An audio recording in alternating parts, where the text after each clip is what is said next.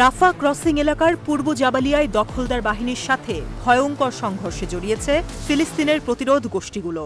এই অঞ্চলে ইসরায়েলি সেনারা অনুপ্রবেশ করার চেষ্টা করলে তা প্রতিহত করে হামলা করে যোদ্ধারা। এতে ইসরায়েলি বাহিনীর বেশ ক্ষয়ক্ষতি হয়েছে বলে জানা গেছে। গাজায় ইসরায়েলি আগ্রাসন শুরু হওয়ার ২১৯তম দিনেও ভয়ানক সংঘর্ষ হয়েছে বিভিন্ন ফ্রন্টে। শনিবার জাবালিয়া, আল জাইতুন, রাফা এবং নেটজারিমের বিভিন্ন এলাকায় ঘটে এসব সংঘর্ষের ঘটনা। ইসরায়েলি দখলদার বাহিনীর সাথে সরাসরি সংঘর্ষের খবর জানিয়েছে আল কাসাম এবং আল কুদস ব্রিগেড সহ বিভিন্ন প্রতিরোধ গোষ্ঠীরা। একইভাবে রবিবারও প্রতিরোধ গোষ্ঠীরা আল জাইতুনে ইসরায়েলি দখলদার বাহিনীর বিরুদ্ধে মারাত্মক সংঘর্ষে লিপ্ত হয়। তারা রাফার পূর্বে ইসরায়েলি বাহিনীর অনুপ্রবেশ প্রতিহত করে। সে সময় সেখানে ব্যাপক ক্ষয়ক্ষতির ঘটনা ঘটে। হামাসের সামরিক শাখা আল কাসাম ব্রিগেড জানিয়েছে তাদের যোদ্ধারা দক্ষিণ গাজা উপত্যকার রাফা ক্রসিংয়ের কাছাকাছি একটি এলাকায় ইয়াসিন 105 অ্যান্টি ট্যাঙ্ক রকেট ব্যবহার করে একটি ইসরায়েলি ভারী সামরিক যান ধ্বংস করেছে। ফিলিস্তিনি ইসলামিক জিহাদ আন্দোলনের সামরিক শাখা আল কুদস ব্রিগেড রাফার পূর্ব দিকে দখলদার বাহিনীর দিকে মর্টার শেল দিয়ে হামলা চালায়। একই সাথে রাফা শহরের পূর্বে বিমানবন্দরের আশেপাশে একটি ইসরায়েলি সেনা সমাবেশে হামলা চালিয়েছে তারা।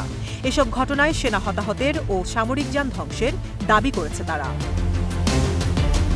অন্যদিকে রাফার পূর্বে কারাম সালেম সামরিক সাইটের ভিতরে ইসরায়েলি বাহিনীকে লক্ষ্য করে বোমাবর্ষণের দাবি করেছে ডিএফএলপির শহীদ ওমর আল কাসিম বাহিনী। একই সাথে পালাক্রমে 107 স্বল্প পাল্লার রকেট দিয়ে রাফা ক্রসিংয়ের আশেপাশে দখলদার বাহিনীকে লক্ষ্য করে গোলাবর্ষণ করে তারা। এদিকে গাজা শহরের পূর্বাঞ্চলীয় উপশহর আল জাইতুন সহ আল সাবরাতে আবারও ট্যাঙ্ক পাঠিয়েছে ইসরায়েলি সেনাবাহিনী। সেখানকার বাসিন্দারা ভারী বোমা হামলার খবর দিয়েছে। হামলায় অনেক বহুতল আবাসিক ভবন সহ বেশ কয়েকটি বাড়ি ধ্বংস হয়েছে বলে জানা গেছে। আল মায়াদিনের এক প্রতিবেদনে জানানো হয়েছে জাবালিয়া শরণার্থী শিবিরে প্রতিরোধ গোষ্ঠী ও ইসরায়েলি বাহিনীর মধ্যে নতুন করে সংঘর্ষের ঘটনা ঘটেছে। শনিবার রাতভর বোমা হামলার পর রবিবার ভোরে সেখানে ট্যাঙ্ক পাঠিয়েছে ইসরায়েল। গাজার স্বাস্থ্য কর্মকর্তারা জানিয়েছে শনিবারের ওই হামলায় ১৯ জন নিহত এবং বেশ কয়েকজন আহত হয়েছে। গাজার ৮টি ঐতিহাসিক শরণার্থী শিবিরের মধ্যে সবচেয়ে বড় শিবির জাবালিয়া। সেখানে ১ লাখেরও বেশি বাস্তুচ্যুত ফিলিস্তিনি আশ্রয় নিয়েছে।